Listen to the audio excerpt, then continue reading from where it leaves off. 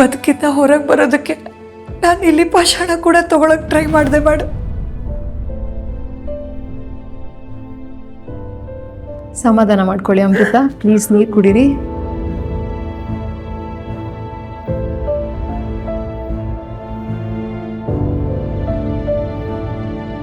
Thank you madam.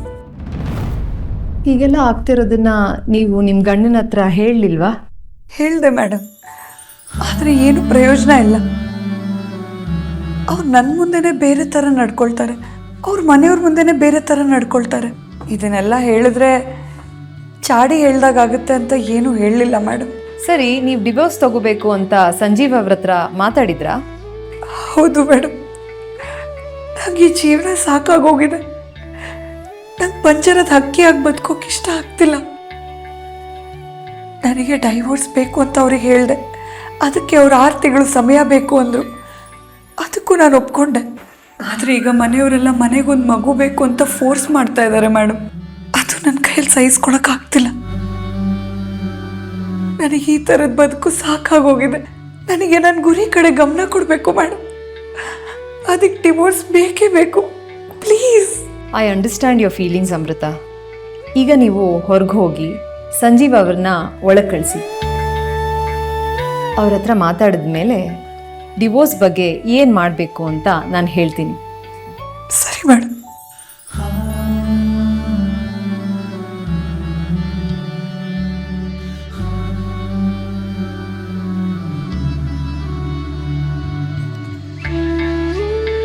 ನೀವು ಒಳಗೋಗ್ಬೇಕಂತೆ, ನಿಮ್ಮನ್ನು ಕರೀತಿದ್ದಾರೆ.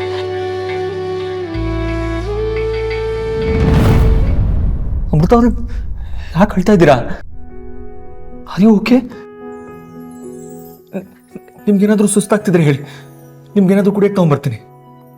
ನನ್ನ ಬಗ್ಗೆ ಇಷ್ಟೊಂದು ಕೇರ್ ಮಾಡೋರ ಬಗ್ಗೆ ನಾನೇನಾದರೂ ತಪ್ಪಾಗಿ ಹೇಳದ್ನ? ಈ ಟೈಮಲ್ಲಿ ನಾನು ಇಮೋಷ್ನಲ್ ಆಗಬಾರ್ದು. ನಾನು ಯಾವ ಸುಳ್ಳು ಹೇಳಿಲ್ಲ, ಸತ್ಯನ ಹೇಳಿದ್ದೀನಿ. ನೀವು ಯಾಕೇನು ಮಾತಾಡ್ತಾ ಇಲ್ಲ? ನೋಡಿ, ನಿಮ್ಗಿದೆಲ್ಲ ಇಷ್ಟ ಆಗ್ತಿಲ್ಲ ಅಂತಂದ್ರೆ ಹೇಳಿ, ವಾಪಸ್ ಹೋಗೋಣ.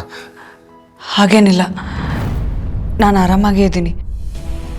ನೀವು ಒಳಗೆ ಹೋಗಿ.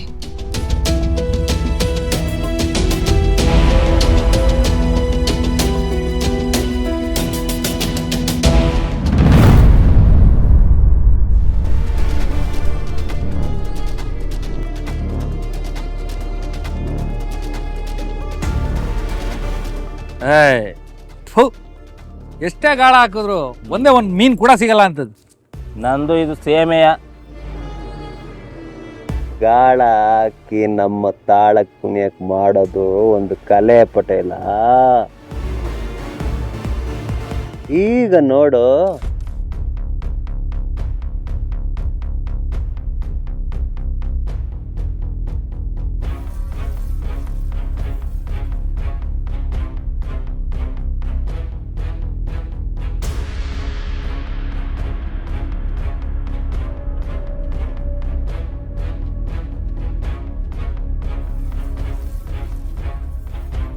ಅಲ್ಲಲ್ಲಲ್ಲೇ ಚಿಕ್ಕಪ್ಪ ನೋಡ್ದ ಆ ಮೀನ್ ಸೈಜ್ ಏನೈತೆ ಅಂತ. ಅದೇ ಕಳ್ಳ. ಇದಕ್ಕೆ ಅಲ್ವಾ ಚಿಕ್ಕ ಮೀನ್ನ ಬಿಟ್ಟು ದೊಡ್ಡ ಮೀನ್ನ ಹಿಡಿಬೇಕು ಅಂತ ಹೇಳೋದು. ಬಸ ನೀವು ಬಿಡಿ, ತುಂಬಾ ಬ್ರಿಲಿಯಂಟು.